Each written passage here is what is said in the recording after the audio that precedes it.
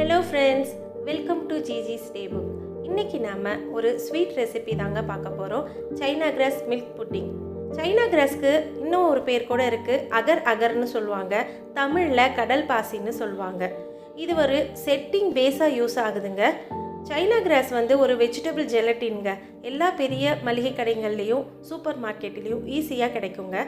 China cross வச்சு sweets, pudding, அப்புறம் dessert எல்லாம் பண்ணலாம். பிகினர்ஸ் கூட ஈஸியாக சைனா கிராஸ் ஸ்வீட்ஸ் செஞ்சிடலாங்க. இப்போ நம்ம செய்முறையை பார்க்கலாம் வாங்க.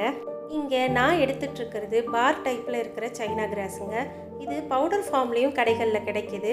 இதை சின்ன சின்ன பீசஸாக கட் பண்ணிக்கிட்டு மிக்சி ஜாரில் சேர்த்து கொஞ்சம் பவுடர் பண்ணி எடுத்துக்கலாங்க. பவுடர் பண்ணதுக்கப்புறமா அளந்து பார்த்ததில் மெஷர்மெண்ட் கப்பில் 1/2 கப் அளவுக்கு பவுடர் கிடைச்சிருக்குங்க. இதுக்கு சர்க்கரை அதே கப்பில் 1/2 கப் அளவுக்கு சர்க்கரை எடுத்துக்கலாங்க.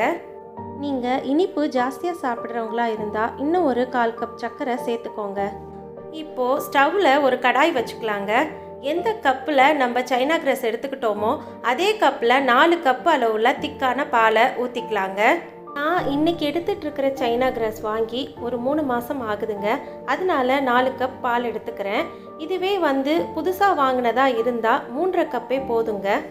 பால் நல்லா காஞ்சதும் நம்ம பவுடர் பண்ணி எடுத்து வச்சிட்ருக்கிற சைனா கிராஸை இதில் சேர்த்து கைவிடாமல் நல்லா கலக்கணுங்க. சைனா கிராஸை பாலில் சேர்த்த 10லேருந்து 15 நிமிஷத்துக்குள்ளேயே நல்லா கரைஞ்சிடுங்க. அதுக்கப்புறமா கொஞ்சம் கொஞ்சமாக அது திக்காகிறது உங்களுக்கே நல்லா தெரியுங்க. இந்த ஸ்டேஜில் நாம் அளந்து வச்சிருக்கிற சர்க்கரையும் இது கூடயே சேர்த்துக்கலாங்க. சர்க்கரை கரைஞ்சி ஒரு கொதிச்சதுக்கப்புறமா நம்ம ஃப்ளேம் ஆஃப் பண்ணிடலாங்க.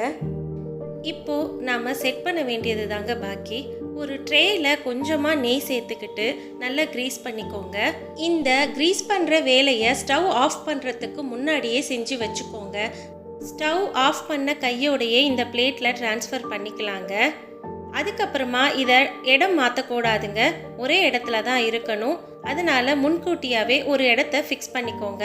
இப்போ கொஞ்சமாக ஏலக்காய் பொடியை சேர்த்து நல்லா கலந்து விட்டுக்கலாங்க. அதுக்கப்புறமா பொடியாக நறுக்கி வச்ச பாதாமும் முந்திரியையும் மேலே தூவி கார்னிஷ் பண்ணிக்கலாங்க. அதுக்கப்புறம் 1 மணி நேரத்துக்கு மேலே இதை நம்ம டிஸ்டர்ப் பண்ண வேணாங்க. அது செட் ஆகிறதுக்கு நம்ம ரெஸ்ட் கொடுக்கலாங்க. 1 மணி நேரம் கழித்து பாருங்கள், நல்லாவே செட் ஆகிருக்கும். அதுக்கப்புறமா நம்ம கட் பண்ணி சர்வ் பண்ணலாங்க. பாலில் செஞ்சதால் 1 நாள் வரைக்கும் வெளியில் வச்சுருக்கலாங்க. அதுக்கப்புறமா நம்ம ஃப்ரிட்ஜில் வச்சு நம்ம 2 நாள் வரைக்கும் வச்சு சாப்பிடலாங்க. நீங்களும் இதே மாதிரி செய்து பார்த்துட்டு எப்படி இருந்துச்சுன்னு கமெண்ட்டில் சொல்லுங்கள். தேங்க்யூ.